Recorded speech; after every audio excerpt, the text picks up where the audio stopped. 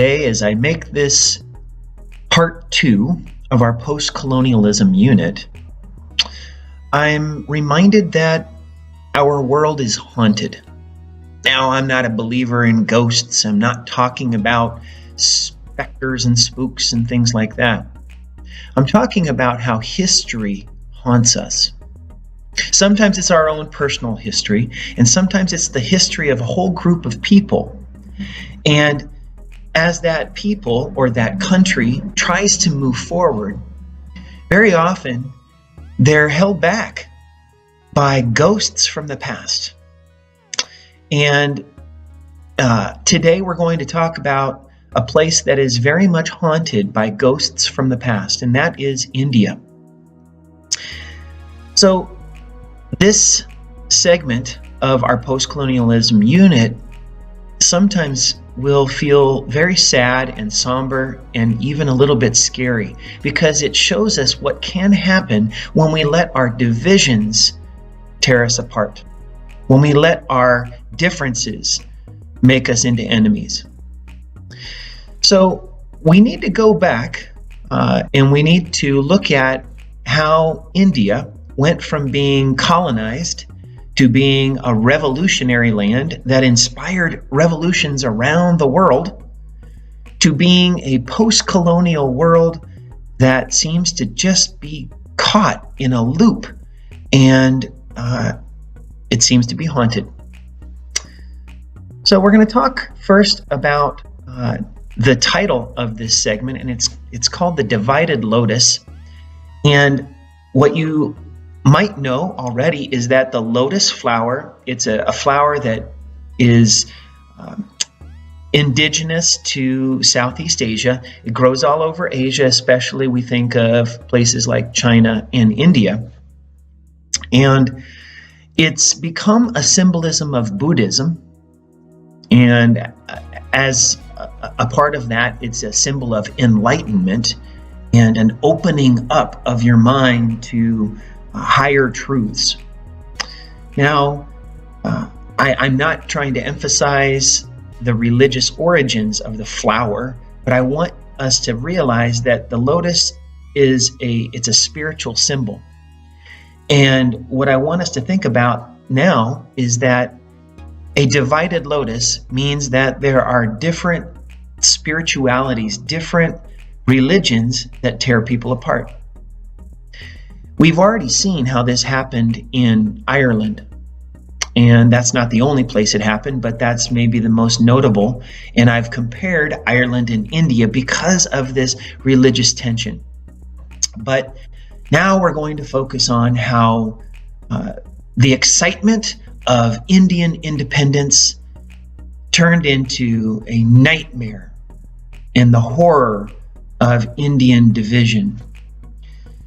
Let's talk about the two-nation theory. The two-nation theory started at the beginning of the Indian independence movement, and it is a part of what we've already discussed when India created the Indian National Congress, and it basically made Hindus, as the majority, made them have a stranglehold on power. And Muslims felt that their rights would not be protected, and they created the Muslim League. And these coexisted through the time of British colonization in the early 20th century, in the 1900s. But the tensions just kept growing. And the two-nation theory came from basically the Muslim idea that no matter what we try to do, Muslims and Hindus will always be different. And in some ways, this was a racial difference because many Muslims had an Arab background, but that's not really true in India. Really, we're talking about one ethnic group of people mostly that was divided because of who their rulers were in history. And so it wasn't about race in this case, it was about religion. And so India was divided because of their two religions, and Muslims believed that they could never be one people, that they would always be different.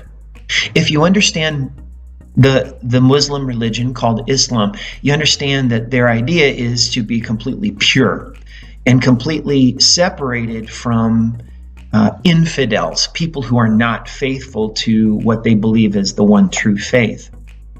And so there's not a lot of compromising that was possible within the strict Muslim religion. So the two-nation theory ended up being what led to the creation of the idea of Pakistan. And I'll probably say Pakistan most of the time, but Pakistan is closer to how they would say it. And this came from the meaning of Pakistan is the land of the pure, the land of the pure. So Stan is the land, and Pakistan means pure, the pure people's land. And right away, you can see that that's going to separate. And this eventually would lead to the inability for the British government to promote the idea of one India after independence. The British did try. They did not like the idea of a divided India. Gandhi did not like the idea of a divided India. He wanted to see one India, and he promoted a secular government. He was Hindu, but he wanted people to join together, and it made him extremely sad, maybe even bitter, as he neared the end of his life. And remember that he was assassinated. He was so popular, but he became more unpopular with certain groups who just did not believe that Muslims and Hindus could be together. Now, at the time when India was developing after World War I, on into the next World War, India was definitely becoming difficult and unruly to manage from the British point of view. The British realized they had spent so much money on World War II, they could not afford to govern India anymore. And so they started making plans for India to be independent.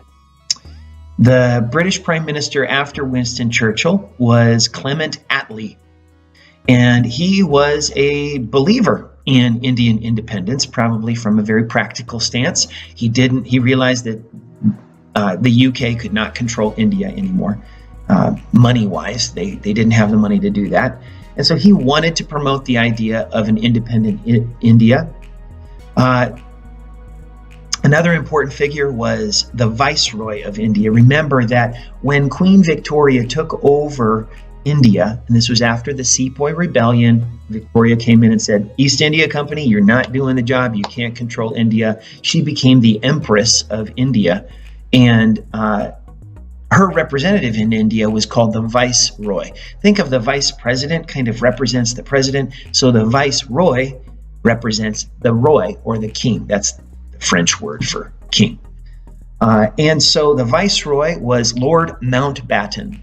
And Lord Mountbatten was very confident that he could solve this issue of Indian independence and everything would work out, and he would just lay down the law and everybody would obey. He was sadly misguided, and it ended up causing the deaths of millions of people. Now, I'm not saying that he was some sort of monster. He wasn't. He was just a flawed human being like all of us, but it's a very important thing that Lord Mountbatten, as the Viceroy, did not realize how serious the divisions in India were.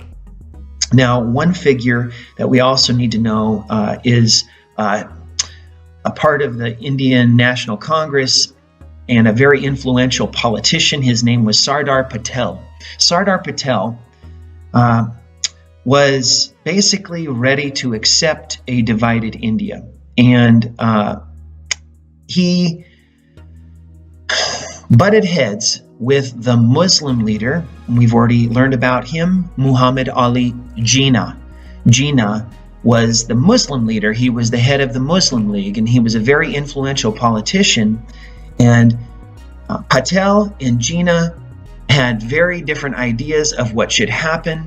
And Patel was basically outraged at what Jinnah was doing to promote Muslim action, Muslim people rising up, and basically, even though Jinnah said that Muslims should protest peacefully like Gandhi had done, it ended up being very violent, and Patel seemed to have some idea that this was going to happen.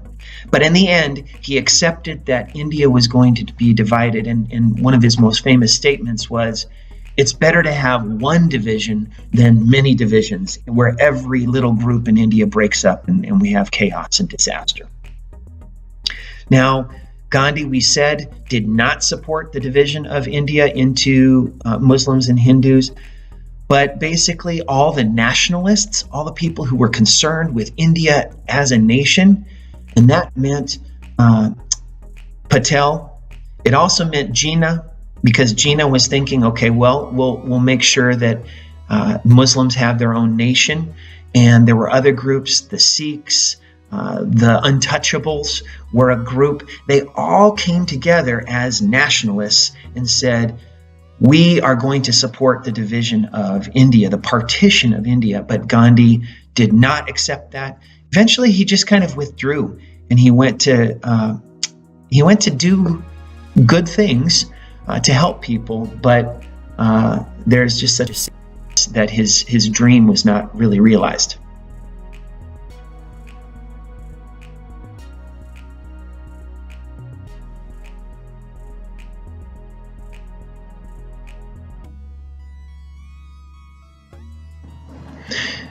You may have noticed already that the music for this video is different from the music in the first part of our post-colonialism unit. And this is because it's such a conflicted time. On one hand, you have celebration and partying and brass bands marching down the street. On the other hand, you have fear and uncertainty and horror and sadness.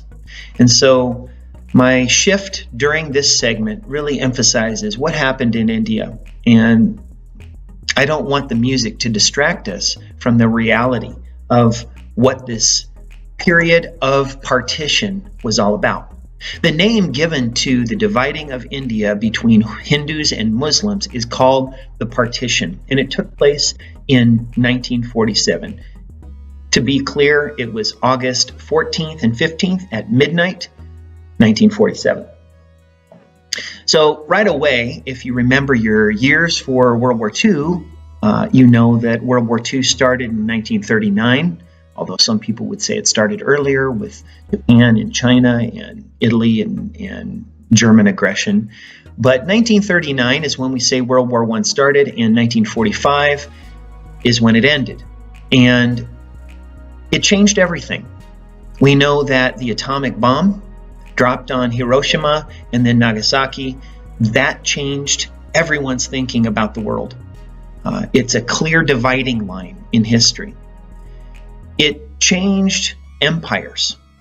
And the British Empire, as we've said, had spent so much money on World War II and had been they had their life disrupted so badly when the Germans were bombing London and all the other cities.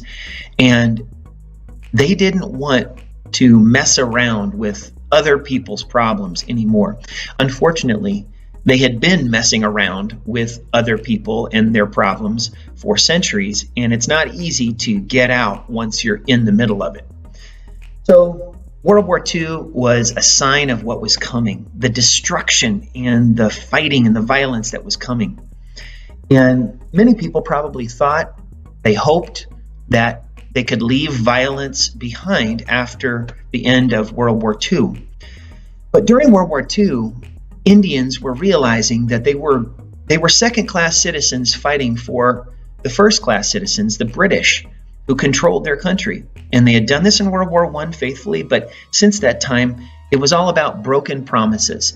And so during World War II, there were many mutinies. We've already talked about the Indian National Army, the INA, And that was not the official army. It was actually a kind of a revolutionary army that trained with the Japanese and fought alongside Japanese in places like Burma. And it drove a wedge. It divided the Indian people. And some people saw them as heroes. Some people saw them as traitors, right? So that was part of it. There was also a Navy mutiny, and there was unrest. And the British could see the writing on the wall. When we use that phrase, we mean that they knew what was coming.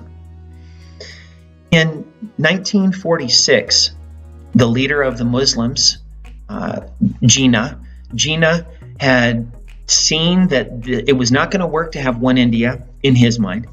And so he led a movement called Direct Action, and he declared Direct Action Day to be August 16th, 1946, which is very ironic because it's almost exactly 1 year before partition happened and independence was possible for India. So what would happen in this 1 year? Jinnah said that people should protest peacefully, but they didn't. It led to violence, and it led to what was called the Great Calcutta Killing. And first, it was the Muslims who were riled up because of what Jinnah had said about a new country for Muslims, Pakistan. But they took it too far, and they ended up committing violence and killing Hindus. And then the cycle continued. The Hindus killed Muslims, and Muslims killed Hindus, and Hindus killed Muslims. And so it was a massacre both ways. In 1947, then, Lord Mountbatten, who was the grandson of Queen Victoria, he took over as Viceroy in India. And right away, he saw, his first impressions were that this was an impossible situation, and he expresses some fear in his writings and his statements, fear that the entire country would break out into civil war. Now, this unit on postcolonialism is supposed to be a celebration of independence. And in the United States, we had that, but I emphasized earlier that even though people were excited to build their new country, it was still marginalizing or pushing some people to the side as second-class citizens. In India, it was almost instantaneous. So independence came, but then division, and it was already happening before Independence Day. Well, Lord Mountbatten, Viceroy Mountbatten, came up with a plan to divide India, and he worked along with a man named Radcliffe. And Radcliffe was basically in charge of a committee, not a super important person in general, but was important for dividing Muslim areas from Hindu areas. And this meant dividing provinces in India, because some provinces had both Hindus and Muslims, but they generally lived in the same areas. And so that meant dividing the province of Bengal. We've mentioned this earlier. Bengal is over in the east, and then dividing Punjab, which is in the west. And that I'll talk about a little bit more later, but the Mountbatten plan was basically saying Pakistan will be created, done deal, and he basically accepted what the Muslim League had wanted and what Jinnah wanted, and Patel had been an advocate for saying, yes, let's just split into two. It'll save a lot of breakups later. And so in June 3rd, to be exact, of 1947, Mountbatten's plan was accepted, and that became the agreement. He moved up the date for independence because he was afraid of what was going to happen if he waited. He thought that he would lose control. So in July, the British Parliament back in London, in Westminster, they declared the Indian Independence Act, and they passed that act. And so officially, August would be the date for independence. August 14th, midnight, which is the beginning of August 15th. And remember, the Radcliffe Committee Well, they came up with a line, a dividing line, and that was the line of partition. And that became known as the Radcliffe Line. And any Muslims living on the Hindu side, okay, so if you're in Punjab and you were living on the, if you were a Muslim living on the Hindu side, you would have to move. And if you were a Hindu living on the Muslim side, you would have to move. You would have to migrate. It was a forced migration, the same for Bengal. And that led to disaster.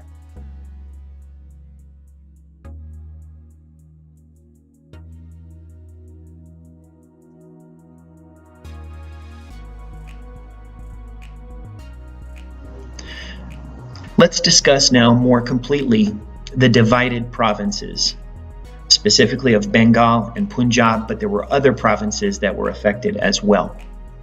And so to do this, we're going to need to review Indian geography a little bit. Now, as I go through the geography of India and Pakistan and Bangladesh, and as I talk about South Asia, it would be really helpful if you could pull out your map of India and follow along with me, because I'm going to be using the homework assignment that you worked on earlier related to Indian geography. Remember that the peninsula that is India, that is called South Asia. And don't confuse this with Southeast Asia, which is it's further east. It would include China, but mainly Vietnam and Thailand and places like that, Indonesia. So the Deccan Peninsula is what we call that, and that's South Asia. That is the Indian Peninsula. And let's talk just a little bit about how this is all organized. Obviously, there's a barrier between India and China, and that is the Himalayas. And it's an important barrier because probably without it, there would have been terrible wars between those two countries, especially as their populations grew and have grown. Remember also that you have, in the north of India, you have two very important rivers. And these rivers are very important to the identity of India and to the geography of India. They form borders. And they both flow from the snow melt from mountain ranges. And so in the west, you have the Indus River, and that is fed by the snow melt from the Hindu Kush mountains, which are in Pakistan and connected to the Caucasus Mountains.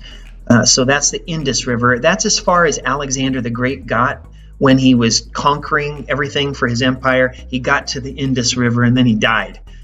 So he got all the way to India in building his empire. Kind of incredible. On the other side, in the east, you have the Ganges River, and the Ganges River is the holiest river of Hindu belief. People go and bathe in it. They believe it has healing powers, restorative powers.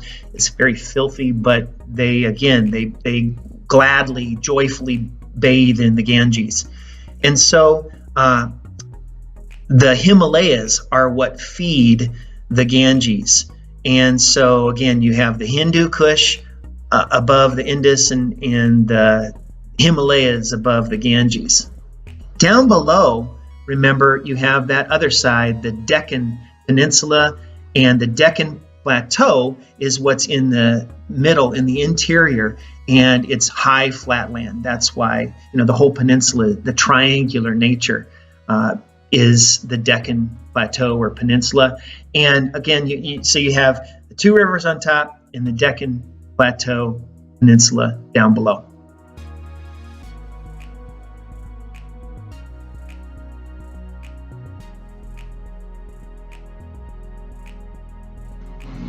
So in the west, you have Pakistan, and the capital is Islamabad. But remember that Islamabad is a very modern city. It was really built in the 1960s, and that's because Pakistan has had to build their country from the ground up. The capital of India is New Delhi. It was actually created as an administrative center by the British. and moved the center from Calcutta to New Delhi. And then you have Bangladesh, which is in the east, and the capital is Dhaka. So those three capitals of the three parts of what used to be one India, that's very important to remember. And it's important to know that there is another center in Pakistan, and it's called Karachi. There's also Lahore. Those are important cities in Pakistan. We'll also talk about some cities in India. In Bangladesh, we'll shift over there. You know, Bangladesh only became independent from Pakistan after the 1971 war, which was a war between West Pakistan and East Pakistan. And then India got involved, and finally Pakistan gave up that eastern part, which was called then, it was Bengal, but it was called Bangladesh as a new country. And immediately was about the 7th most populous nation in the world. It had that many people then, and it has many, hundreds of millions of people today. So beyond that, you need to know that Bangladesh is bordered by Burma, and Burma used to be a part of the Indian territory, but eventually it broke off. And that today is called Myanmar. So that's an important thing to know, that is connected to Indian history as well. But it has different people groups there. So even though we say that India has united people, even among the Hindus, there are many different people groups. And to the southeast of India, you have an island, and that island is called Sri Lanka. It used to be called Ceylon, and it's famous for its tea, and they grow tobacco there. They have some rice. They are very famous for their tourism. They have beautiful beaches. Unfortunately, they've also been a place where there's been civil war at the end of the 20th century into the 21st century. And so because of that instability, tourists haven't been able to go there, and it's been uncertain. So they're still divided in Sri Lanka. And the capital is Colombo. So again, it's important to know these cities. Now we're going to go back and we're going to talk a little bit more about India and India's cities. Some that you need to know. You need to know Mumbai, Bombay, which is in the west, and it's kind of India's Hollywood. Mumbai is a combination of old and new, and it's a thriving, seaport market. And you then have Delhi, which is an older city. It was the capital of the Muslim Mughal Empire for 200 years. And so there's a long history there. It's of Muslim rule. But the British actually built New Delhi and made it, again, an administrative center. So you have Delhi and New Delhi right next to each other, and that goes back to the time of the Mughals. But then in the 1600s, you had a city that was basically created by the British in the east, in Bengal, and that was Calcutta. And Calcutta was created as an administrative center for the East India Company. So later, after the Sepoy Rebellion, and as things started getting more disruptive in India, the British moved their capital from Calcutta in the east, to Delhi, more central location too. There's also Chennai, which is known as Madras, but Madras is the old name. Chennai is what you'll find on maps today. And that's another seaport, thriving seaport. In addition, you also have what are called the princely states. And these are areas that retained some of their local control, even when the British were in control of the whole area. It's a little bit like Native American reservations in the United States in some ways, that there's some autonomous control by local princes, and so those became known as the princely states. One example is Goa. Now, Goa is a princely state, but it was actually Portuguese, and so it's known as Portuguese India. And in the 1960s, after India had already had independence for almost 15 years, they annexed, they took over Portuguese India. And some people would say, well, that's just India getting back what is rightfully theirs, a little bit like China getting back Hong Kong from the British. But, Goa has an interesting tradition because it was one of those ports along the west coast of India when Portugal was doing their explorations in the 1400s and 1500s. They founded the city of Goa as a base of operations in India. Remember, the Dutch East India Company was very successful after the Portuguese. So there was a lot of activity going on, trading in the Indian Ocean. So let's talk now about these divided provinces, because you have Punjab, which is on the west, and you have Bengal, which is on the east, and those were divided by the British based on the fact that you had mostly Muslims on the side leaning toward what became Pakistan, and you had Hindus on the side that was leaning toward India. And the same was true with the Hindus leaning toward India on the other side, and the Muslims, and this is in the same province, right? Punjab and Bengal. And so after partition on August 15th, there basically was freedom, right? But the quote goes that there was freedom to burn the country down. And what happened in central Punjab, right near Pakistan, is there was terrible violence and fires, burning down things and slaughter of people. And so this is the beginning of that terrible, tragic chapter in Indian history and Pakistan's history. And we can't forget it. And unfortunately, we are haunted by the ghost of that time.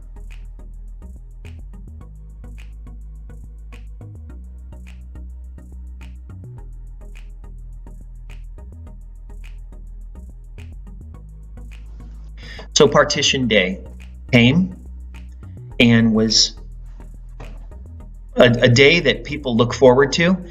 It happened at midnight, August 14th and 15th, 1947.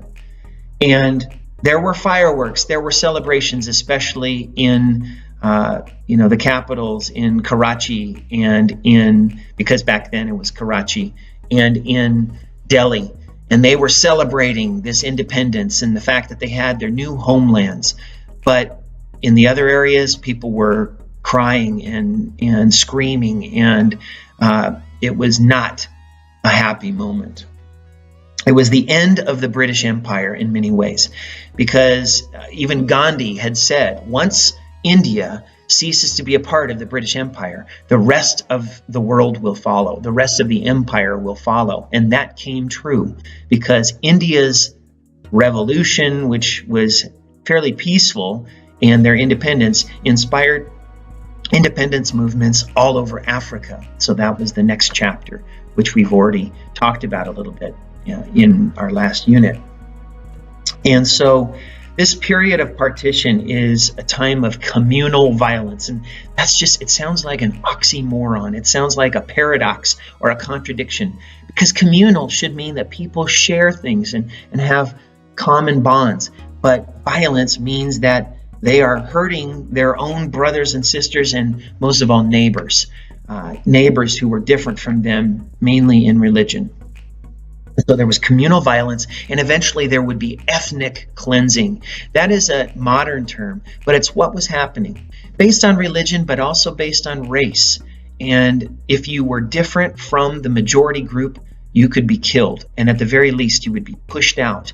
And even if you were fleeing and you were trying to get to a safe zone, you could be killed along the way. It was that disgusting and that much of an abomination in history. And it's easy for us to say, oh, they are so backwards and they're doing this terrible violence.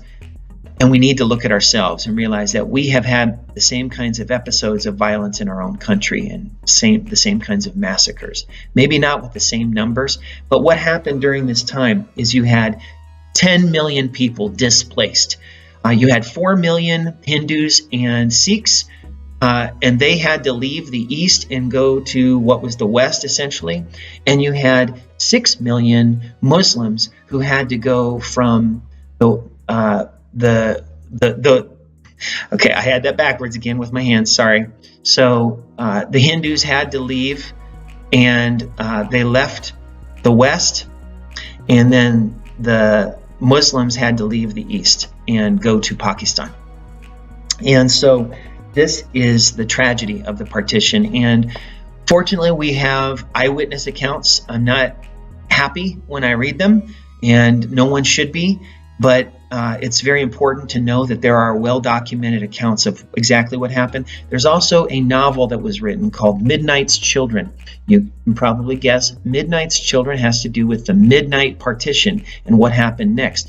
And it has to do with all these babies that were born exactly at midnight and were celebrated. And it's a very interesting novel. An Indian Muslim wrote the novel, and it's science fiction or fantasy. It's a superhero novel, and all those babies that were born at that magical midnight moment, they had supernatural powers, but they couldn't stop the violence that was coming. And so it's a very profound novel that's won many awards.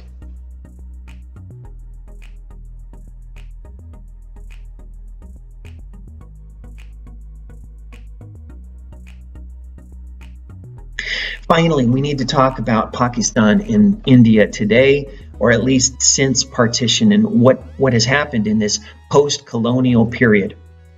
Remember, post-colonialism should be a celebration, but it ends up being more of the same tragedy. And so we had those massive population exchanges. I said 10 million people were displaced, but eventually it came to be about 14 million, another 4 million. 1 million people were killed in that partition debacle. We'll call it a debacle because it was just such a mismanaged, horrible event in history. And so there was also refugee resettlement. I mean, Pakistan did its best to resettle Muslims. They were given some support by the government, but that meant that the government they had limited resources, especially in Pakistan. And the numbers you need to know, there were about 390 million people in what was India under the British. That was 30 million in Pakistan when that was divided, and then 30 million in Bangladesh when that was divided, and that would leave 330 million in what is India. Now, if you know the math today, it's almost quadrupled. The population of India has almost quadrupled, and Bangladesh has risen, Pakistan has risen. There have been many, many miseries because of that increased population.